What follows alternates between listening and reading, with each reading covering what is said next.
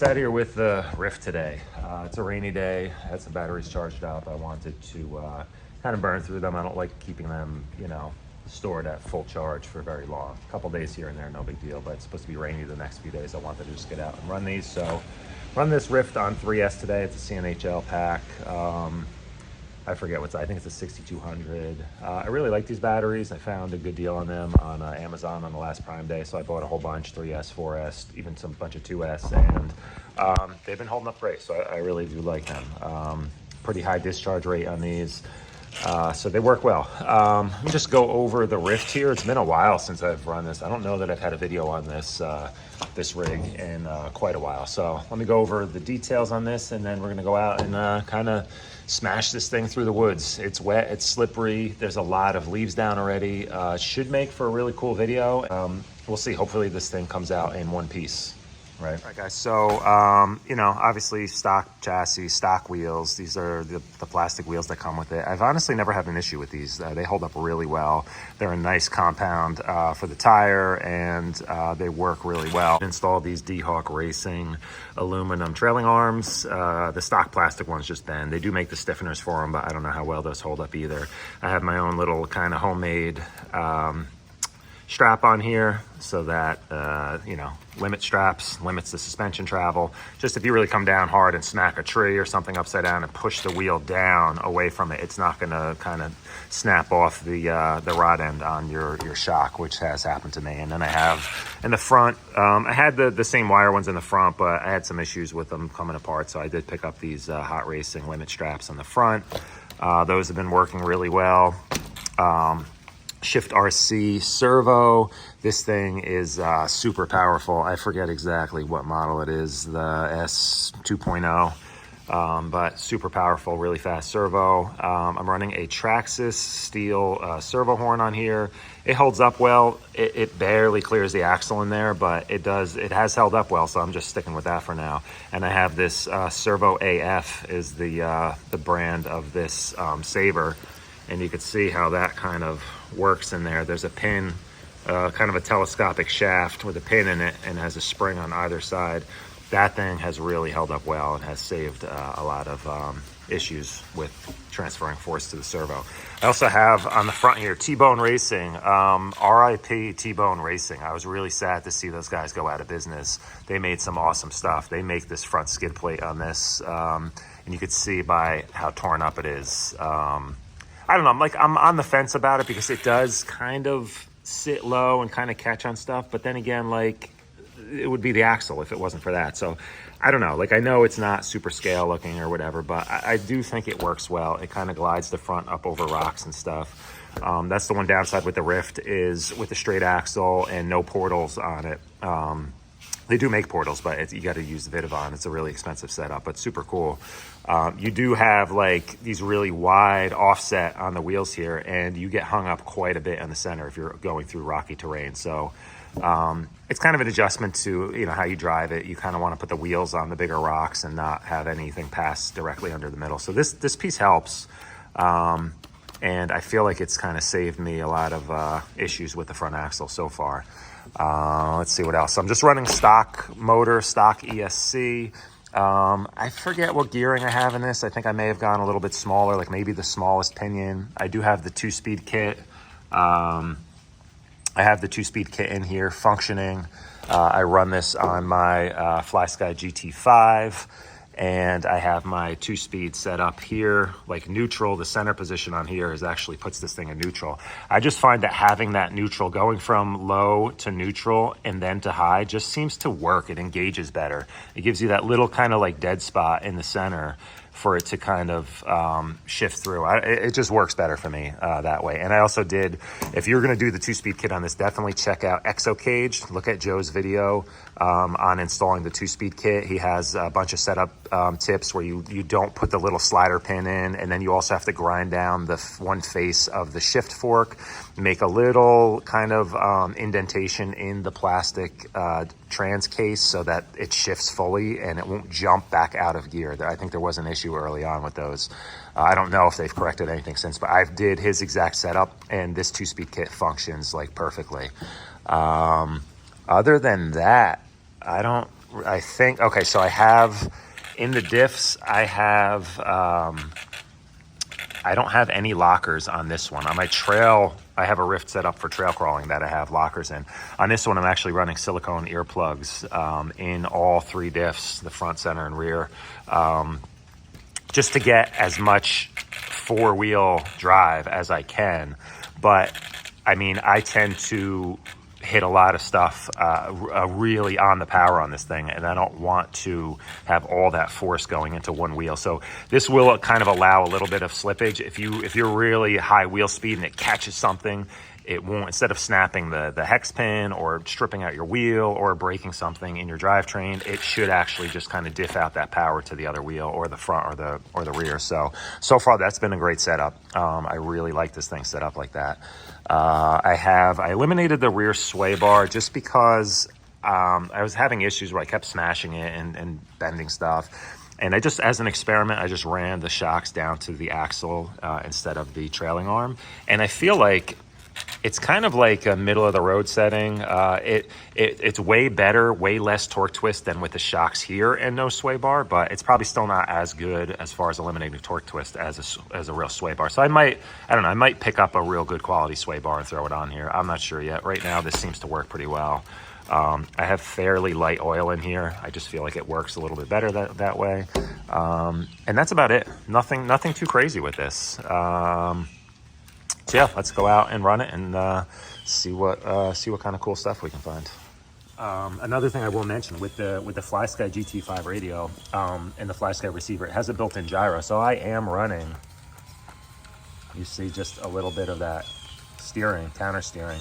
I am running the stability control on this, just a little bit, not super cranked up, because I noticed that when you really power into a section, and if you want to line this up to like blast over a roots or a rock or something, it fishtails a lot. I mean, this thing with the solid axles and the bouncy kind of soft tires, soft suspension, it jumps around a lot. So having that stability control set up in here really helps kind of like keep it a little bit straighter. You know, it's just a little bit easier to control in, at the extreme end of control here. So every little bit helps, guys. I know it's cheating, but what are you gonna do? Makes it more fun. As I stated, I have neutral. There's neutral. And then that is low speed, high speed. Let's go with low.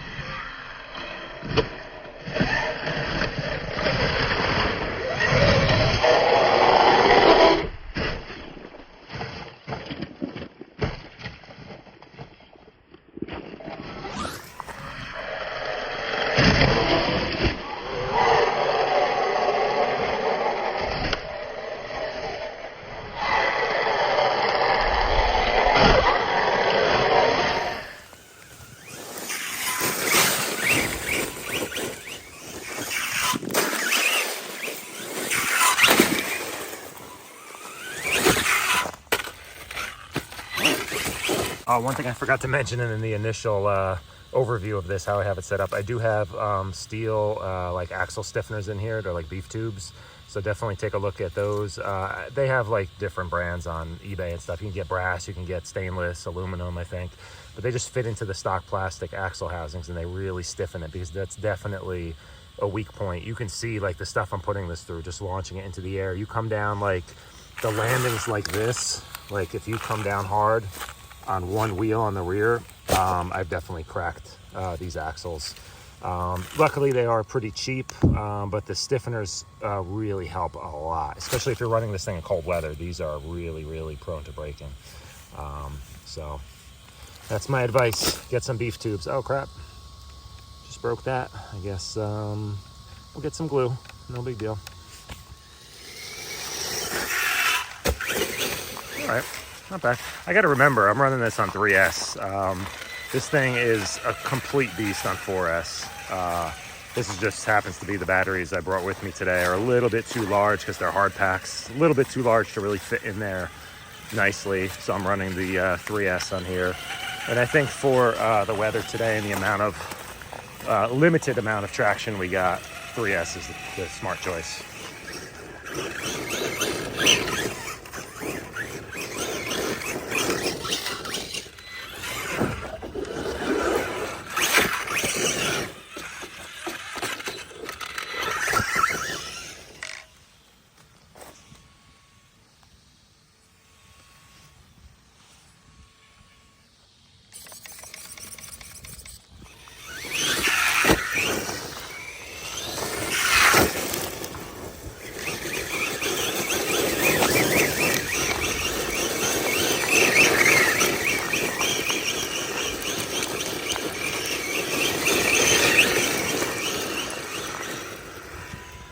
Woo, dizzy.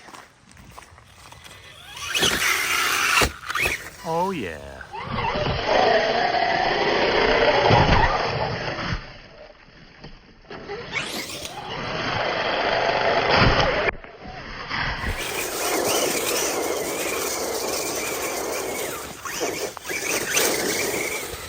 So there you have it.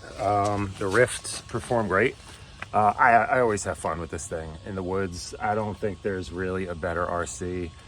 Just the terrain you can kind of blast through with this thing, and jumping it up rocks and roots and off of little drop-offs, and drive it up a tree if you want. I don't know, like it's amazing what this thing can do, especially in high gear. Once you get that wheel speed up, this thing just rips up just about anything. So a lot of fun. Everything held up great. I am just running it on 3S, so I'm sure that helps.